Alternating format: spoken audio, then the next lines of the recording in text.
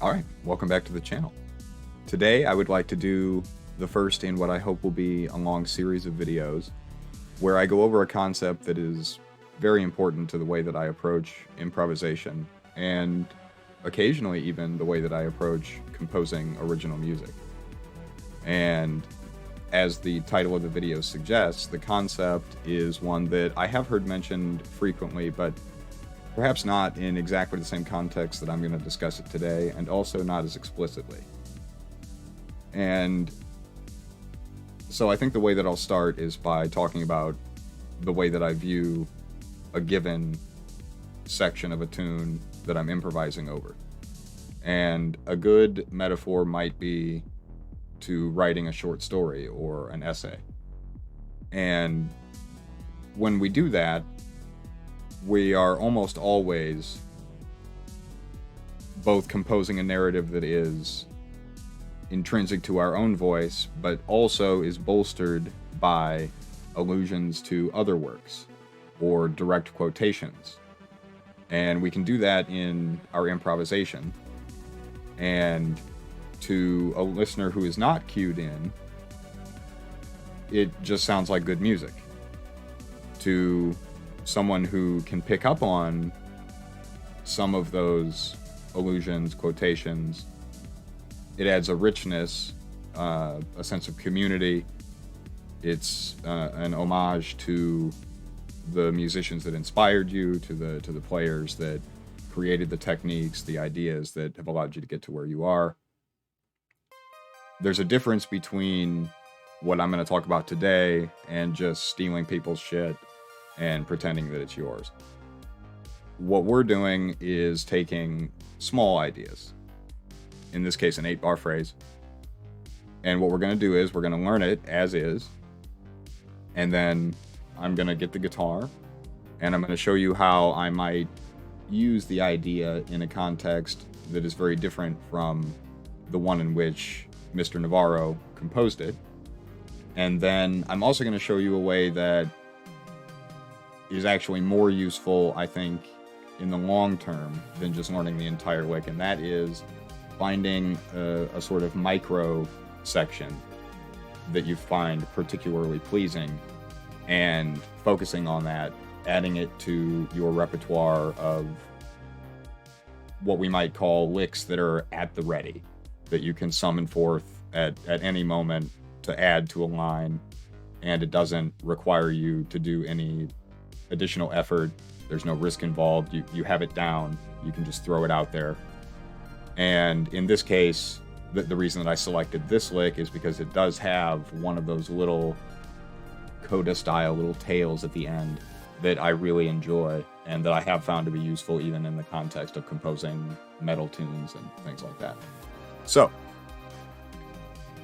what I'm going to do is get the guitar and we will play the lick, and then we're going to throw on a backing track and I will improvise briefly and show you the way that I approach doing this, and then we'll come back and talk a little bit more. Okay, I'm going to go ahead and play the lick. Key of A minor. Sounds a little bit like this.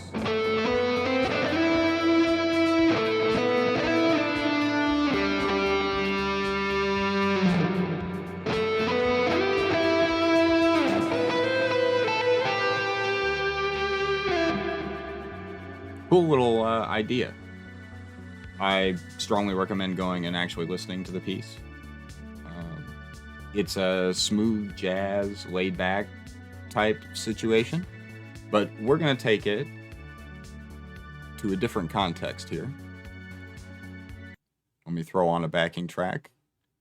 This is a track by, I believe the pronunciation is Dopez Tracks, Dopez, and it's called Solid Melodic Hard Rock Backing Track in A minor, which is not at all the situation in which this lick originally appears. So I'm going to throw this on and do a little bit of improvisation. I will have a link to not only Ken Navarro's video where he performs the piece, or the music video, whatever, but also a link to this backing track if you want to jam over it for your practice as well. So yeah, let's throw this on.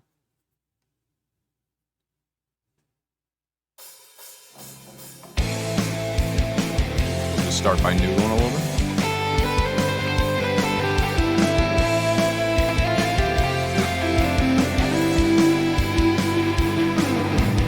There we go.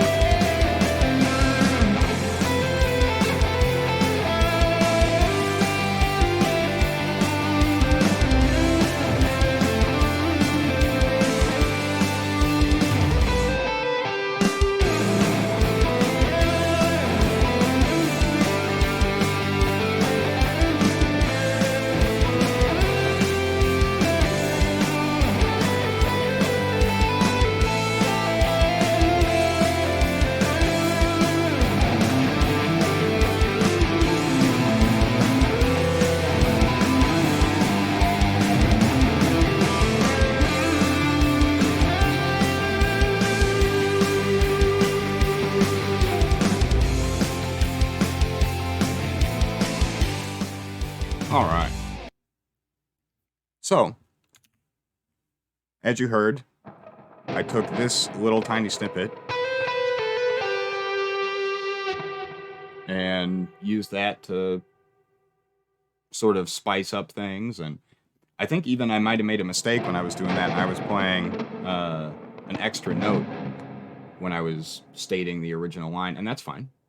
There's no jury that you're not going to get in trouble.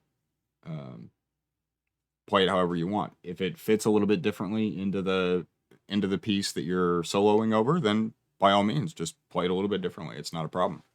And the important thing is you're broadening the scope of what you're able to employ at any given moment in the musical situations in which you find yourself.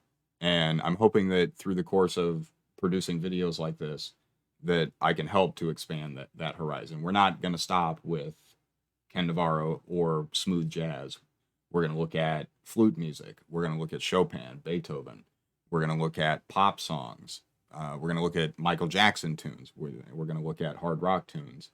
All of these different genres can give us stuff that we can steal and use to make our own improvisation lives more fun if we're playing alone in a basement, as I am now, or a bedroom or whatever, or if you're playing live, if you're called on to improvise, or if you have a solo to play and you lose your place and your choices are make something up or, crash and burn on stage, then we're increasing the likelihood that you've got something to pull out that's going to sound good. And so take a little time and learn this lick and try using it in your own improvisation, and let me know in the comments below if it was helpful and if you'd like to see more content like this. Do hit that like and subscribe button. It really does help the channel to grow. I'm just getting started here, so I'm hoping to sort of start taking things a little bit more seriously, produce more content more regularly. And so yeah, I will see you in the next video, and I appreciate you.